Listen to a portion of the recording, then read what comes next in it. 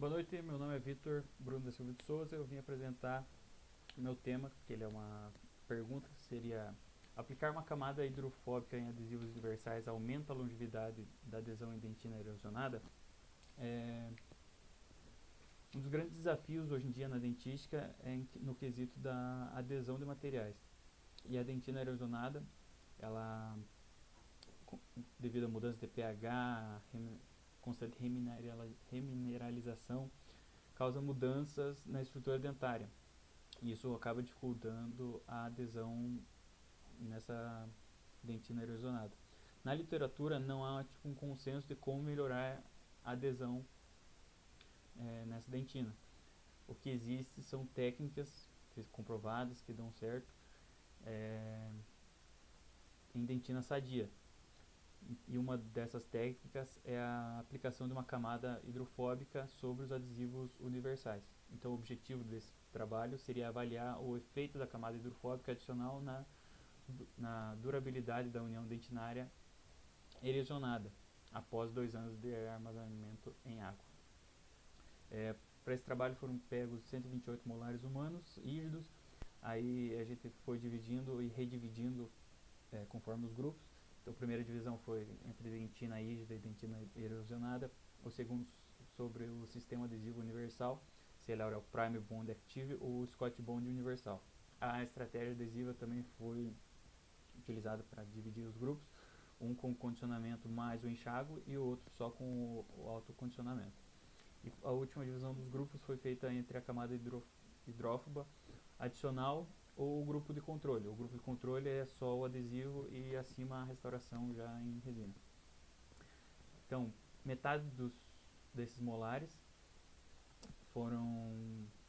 metade dos 128 molares sofreram o ciclo erosivo, que a gente passou no refrigerante por 90 segundos, lavou em água por 10 segundos e em uma solução remineralizadora por 1 hora. Isso a gente fazia 4 vezes ao dia, a gente repetiu por 5 dias.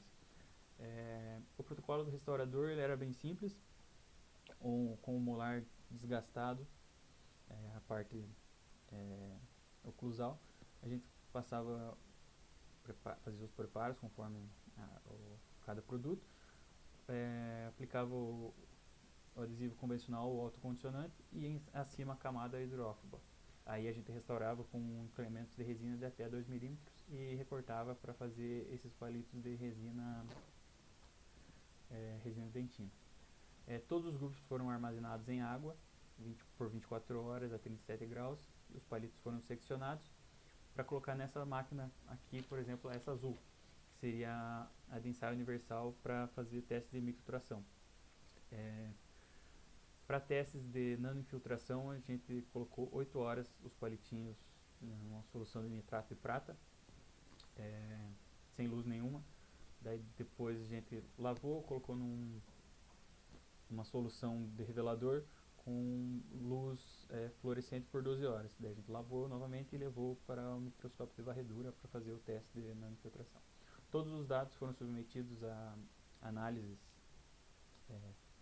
como a nova 4 de 4 fatores e o teste de Turk para ver se tinha alguma relevância científica. Os resultados imediatos após 24 horas seria que a aplicação da camada não aumentou os valores de resistência de união, mas ela conseguiu diminuir significativamente os valores da microinfiltração. A gente tem aqui as tabelinhas aqui embaixo. O grupo de controle lá da esquerda, ele é bem parecido com o extra HL ali, que seria a camada extra do material. Já o grupo de controle de 2 anos, ele é bem menor do que o grupo extra, camada extra de 2 anos. A gente tem que ver também que a resina, a dentina sadia consegue ir bem em todos os testes, indo muito melhor do que a resina erosionada em todos os testes.